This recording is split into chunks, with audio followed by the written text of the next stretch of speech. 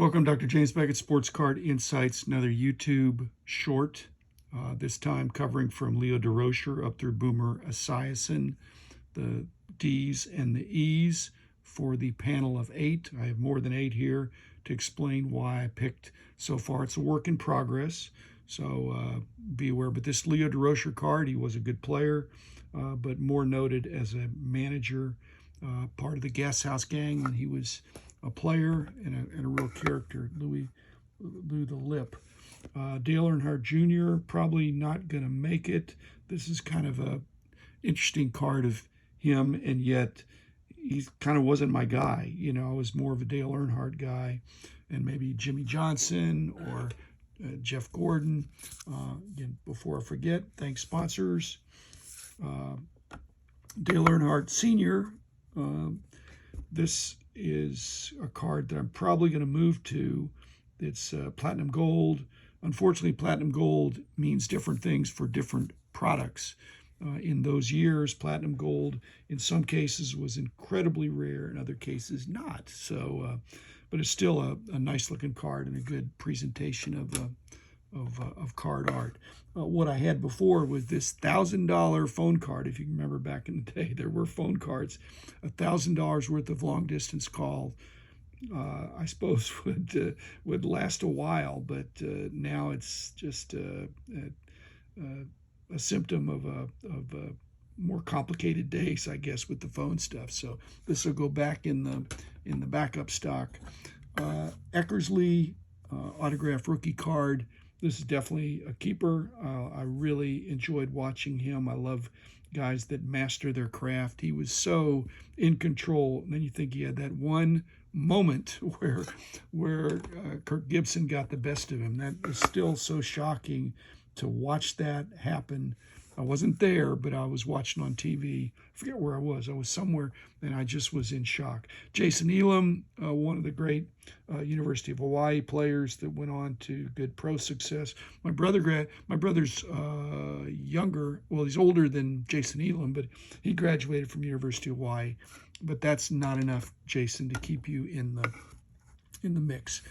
This is actually under the E's, Queen Elizabeth. So Queen Elizabeth with Willie Mays and Ronald Reagan. So 3 different iconic people. It's from the Willie Mays biographical sets. I think I'll keep this just because people will be curious. Who's that guy in the background? Who's that woman in the card?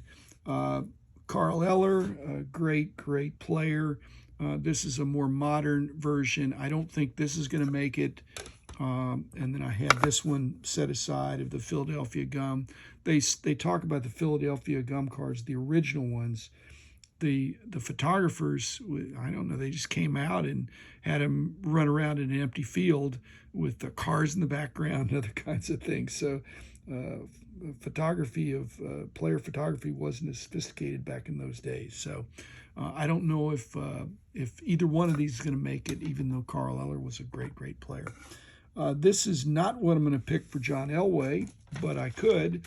But this is just to prove that I occasionally, very rarely get a 10.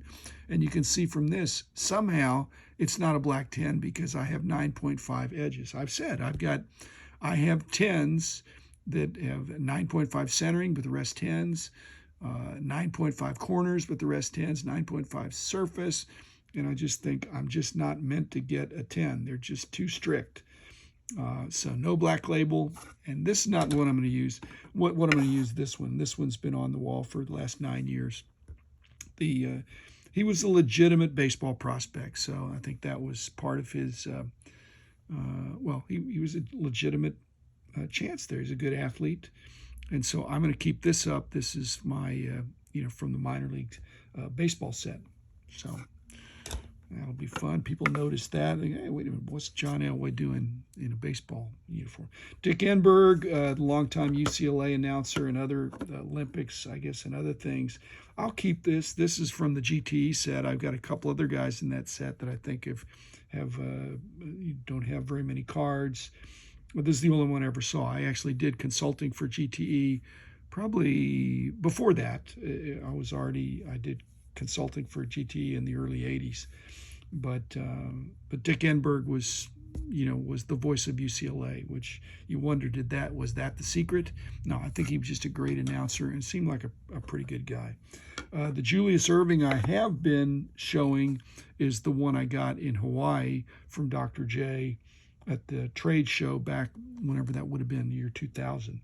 So, but then I got back in this latest group from BGS, I got back my Dr. J rookie card. And so I'm gonna do that, even though it's a 6. It's still a nice looking 6. I don't have a problem with that. Dr. J.